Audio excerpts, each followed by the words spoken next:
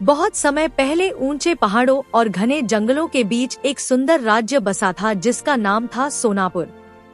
यह राज्य अपने चमकते महलों, रंग बिरंगे फूलों के बागों और झरनों की मीठी आवाज के लिए दूर दूर तक मशहूर था।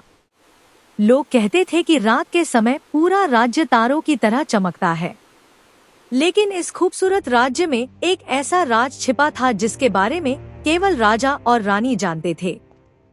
सोनापुर की एक बेटी थी, राजकुमारी अनाया। अनाया इतनी सुंदर थी कि लोग उसे सितारों की परी कहते थे।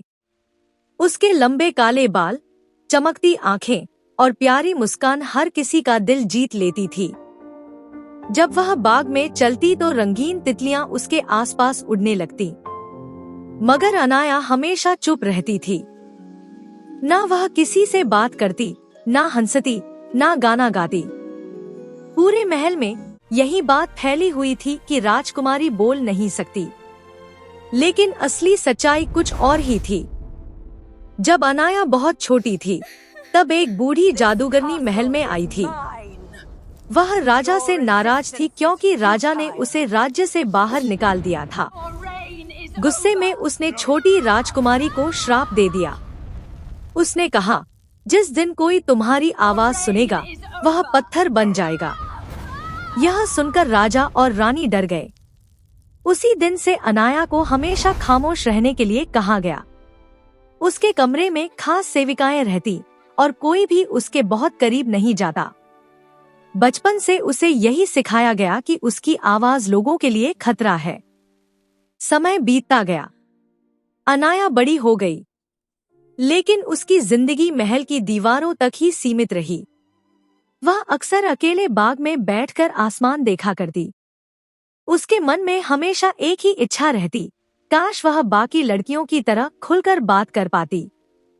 कभी कभी वह आईने के सामने खड़ी होकर धीरे धीरे होंठ हिलाती, लेकिन आवाज बाहर नहीं आने देती।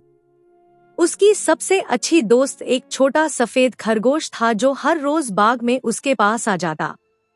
अनाया उससे इशारों में बातें करती और अपना दुख बांटती। एक दिन पड़ोसी राज्य का राजकुमार आरव सोनापुर आया। आरव बहादुर होने के साथ साथ बहुत दयालु भी था। उसे युद्ध से ज्यादा किताबें, पेड़ पौधे और नई जगहें पसंद थी। जब वह पहली बार महल के बाग में गया, उसकी नजर अनाया पर पड़ी। हल्की हवा में उड़ते उसके बाल और उसकी उदास आंखें देखकर आरव कुछ पल उसे देखता रह गया। उसने मन ही मन कहा, इतनी प्यारी लड़की मैंने पहले कभी नहीं देखी। आरव धीरे धीरे उसके पास गया और मुस्कुराकर बोला, नमस्ते राजकुमारी। अनाया ने बस हल्का सा सिर झुका दिया। आरव ने पूछा, क्या आप हमेशा चुप रहती हैं? अनाया ने जवाब नहीं दिया और नजरें नीचे कर ली। उस दिन के बाद आरव रोज बाग में आने लगा। वह अनाया को फूल लाकर देता, मजेदार कहानियां सुनाता और उसे हंसाने की कोशिश करता। अनाया खामोश रहती, लेकिन उसकी आंखों में पहली बार खुशी दिखाई देने लगी। रानी ने जब यह देखा तो वह चिंता में पड़ गई। उसने आरव को बुलाकर कहा, राजकुमार, अनाया से दूर रहो। आरव हैरान हो गया। उसने पूछा, क्यों? रानी कुछ देर चुप रही, फिर बोली, उसके करीब रहना सुरक्षित नहीं है। लेकिन आरव ने इस बात को गंभीरता से नहीं लिया। एक रात बहुत तेज बारिश हो रही थी। आसमान में बिजली चमक रही थी और पूरे महल में तूफान की आवाज गूंज रही थी। अनाया अपने कमरे में बैठी रो रही थी। अब उसे एहसास हो चुका था कि वह आरव से प्यार करने लगी है।